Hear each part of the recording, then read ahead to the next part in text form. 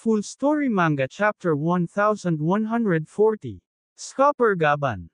Sa kabanatang ito, nagharap si Luffy, at Scopper Gaban sa isang matinding labanan, hanggang sa magpasya si Gaban na sumuko at ipasa ang susi para sa tanikala ni Loki kay Luffy.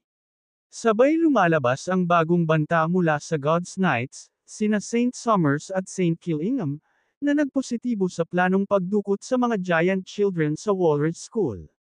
Nagtataka si Luffy kung bakit kailangan pa niyang makipaglaban para sa susi, ngunit tinulak lamang siya ni Gaban, nagtaas ng antas ng tensyon sa pagitan nila.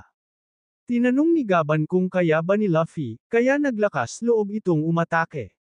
Agad naman nahuli ni Gaban ang galaw ni Luffy at binombahan ang susi ng hockey, na nagdulot ng malakas na impact.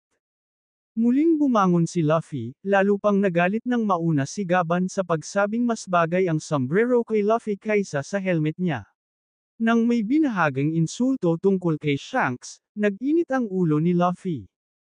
Pinalo ni Gaban si Luffy gamit ang susi, at naglunsad ng malakas na hockey attack na tinawag niyang Yasuo Takero.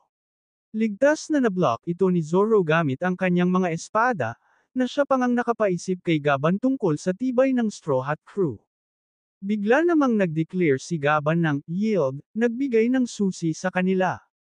Sa kanilang pagkabangga, galit na sabay na tanong ni Luffy at Zoro kung bakit nagpapakapayat si Gaban. Pumunta si Road para ipaalam ang likas na identidad ni Gaban, ngunit pinipigilan siya nito. Bago umalis si Gaban, bumulong siya, kung buhay pa ang Elbaf pag-alis niyo, dalhin niyo ako doon. Tinawanan sila ni Luffy at Zoro.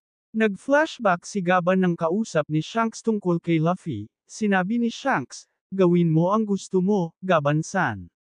Samantala, sa malayo, napansin ng mga batang giant ang kakaibang ibon, na dekonstruksyon pala ni Gonko. Gumawa siya ng magic circle, na nagpa-summon kina Saint Summers at Saint Killingham mula sa God's Knights. Nakahubad pa si Summers ng sumipot, samantalang si Killingham nasa hurry dahil kakausap niya. Mayroon pa itong lizard, Kirin Zone abilities kasama ang pinal na porma. Ayon sa kanila, kailangan nilang dokutan ang mga batang giants bilang bahagi ng game ni Shamrock, tatawiran lang sa pamamagitan ng barko dahil hindi sila makakapasok sa abyss nang walang marka.